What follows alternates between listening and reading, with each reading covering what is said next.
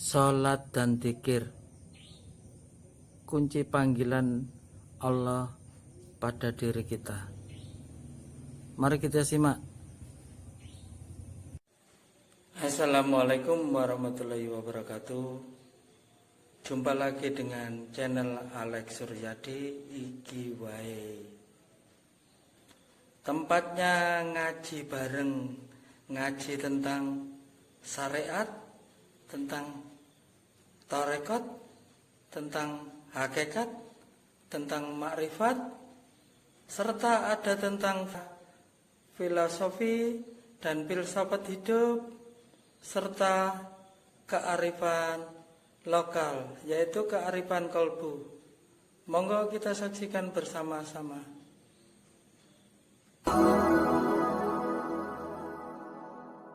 Berku semua yang ada di channel ini, pasti pagi ini Allah kasih kesehatan rohani dan jasmani. Amin ya rabbal alamin. Pasti Allah paringi rezeki yang halal. Amin ya rabbal alamin. Dan istri anak yang soleh dan soleha, suami yang soleh. Amin amin ya rabbal alamin. Tentunya kita wajib bersyukur. Alhamdulillahirabbil alamin. Alhamdulillahirabbil alamin. Alhamdulillahirabbil alamin.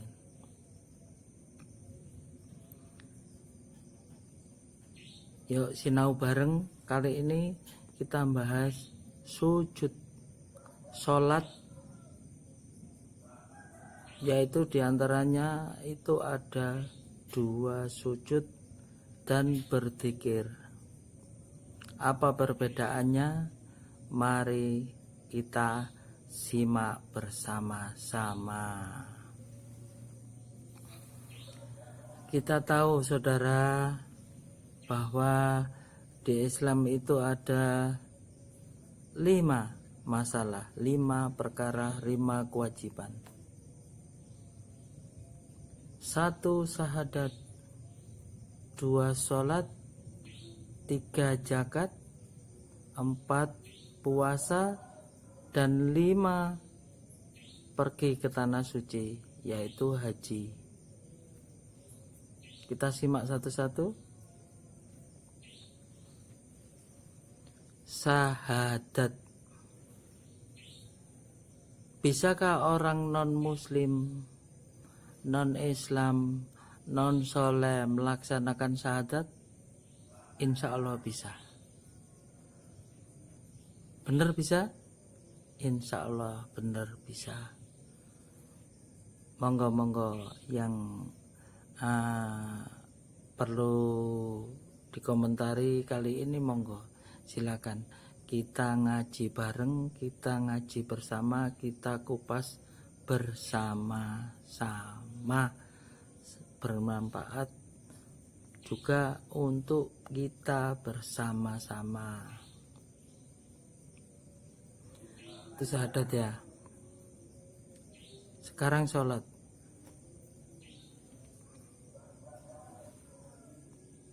Bisakah orang non-soleh, non-muslim untuk sholat? Sulit.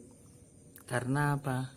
Karena sholat ini adalah panggilan Allah dari kalbu kita, dari kalbu masing-masing, dari hati masing-masing.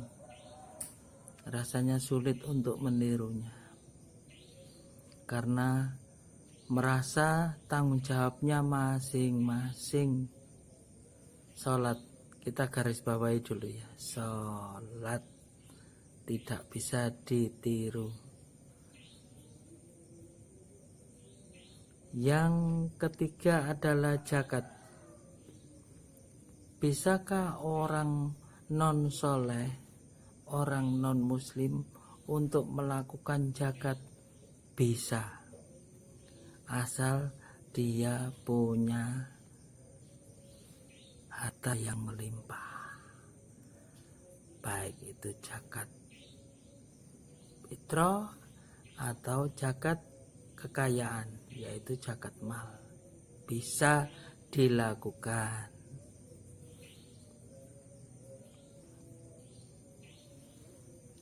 Satu syahadat sudah, 2 sholat sudah, 3 zakat sudah, 4 puasa.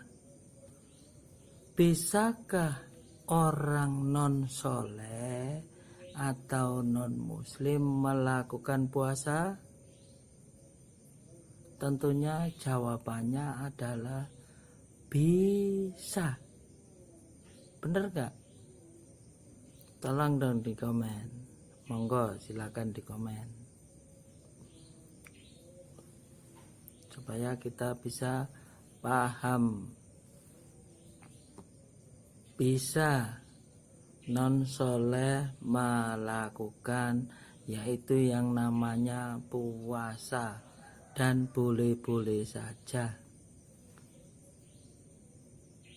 Yang kelima adalah naik haji, pergi ke tanah suci. Bisakah orang non muslim, non soleh melaksanakan umroh, ibadah haji?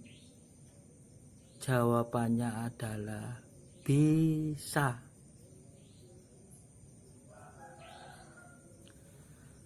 Ternyata dari kelima tanggung jawab kita ini, yang tidak bisa ditiru hanyalah sholat.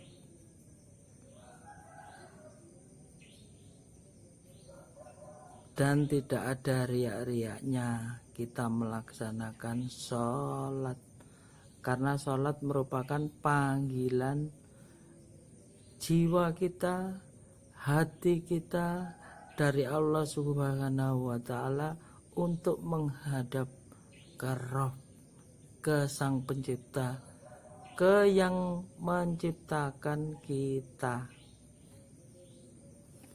Setuju ndak nih dari sini? Monggo yang nggak setuju silakan di komen, supaya kita bisa belajar bareng. Saya sendiri juga belajar ini. Tentunya kita tahu ya, pada kenyataannya di muslim ini ada yang namanya sholat daim. Dengan cara apa? Dzikir yang tak terputus, selalu ingat pada Allah Subhanahu wa Ta'ala. Apakah itu boleh? Boleh. Wong ingat pada Allah Sang Pencipta kok gak boleh? Boleh. Bahkan bagus, lebih baik. Semua yang kita lakukan adalah selalu ingat Allah, bahwa yang menjalankan adalah Allah. Kita tak mampu apa-apa, yang menjalankan hanyalah Allah. Baik itu. Tapi juga ada yang sholat sesuai gerakan. Bolehkah itu? Boleh. Baikkah itu? Baik. Karena pada kenyataannya, selain selalu mengingat pada Allah, Allah menilai sholat kita yaitu dari sujud kita. Kalian melaksanakan sholat 1 rakaat, di situ terselimuti ada 2 sujud. Benar apa benar? Benar. Coba kalian simak. Memang dari 1 rakaat ada 2 sujud, dan Allah menilai di situ. Apakah yang dinamakan sujud? Kalian tahu? Sujud itu sebagai rasa kerendahan hati. Kerendahan hati kita pada semua makhluk, semua alam. kerendahan hati kita terutama pada Rabb, kerendahan hati kita, kerendahan kalbu kita pada Sang Pencipta, yaitu Allah Subhanahu wa Ta'ala. Makanya ada orang yang mendapat rezeki yang tak disangka-sangka, langsung dia melakukan sujud. Itulah adalah hal yang terbaik, hal yang terpuji. Tiada duanya. Yang melakukan sujud ini hanya orang-orang yang terpanggil dan terketuk oleh Allah Subhanahu wa Ta'ala. Sulit sekali sujud, guys, apalagi sujud dan zikir di saat malam hari. Sujud dan zikir di saat malam hari, tengah malam. Semua orang-orang pada tidur, tapi kita laksanakan sujud.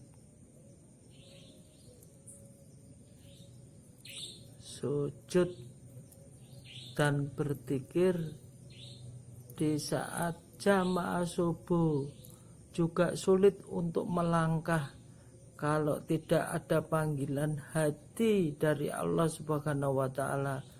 Tidak akan bisa melaksanakan hal yang satu ini.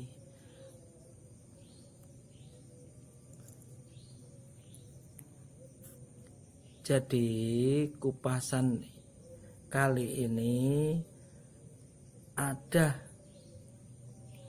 5 tugas manusia, makhluk yang diciptakan Allah, yaitu makhluk manusia. Ada tugas, yaitu tugasnya selain itu ya jauhi apa yang dilarang Allah dan laksanakan apa yang diperintah Allah, yaitu 1. Bersyahadat, 2. Sholat, 3. Zakat, 4. Puasa, 5. Naik haji. Ternyata yang sulit untuk dilaksanakan adalah sholat. Kaki untuk melangkah menuju ke tempat ibadah, yaitu masjid atau musola, itu sangat sulit. Makanya kita belajar untuk lebih mudah, yaitu dengan cara berzikir, supaya apa? Hati kita dan aura-aura positif meliputi hati kita, meliputi jiwa kita, meliputi badan kita, dan Allah akan mengetuk kalbu kita. Seperti itu yang bisa saya sampaikan. Saya akhiri dulu. Wassalamualaikum warahmatullahi wabarakatuh.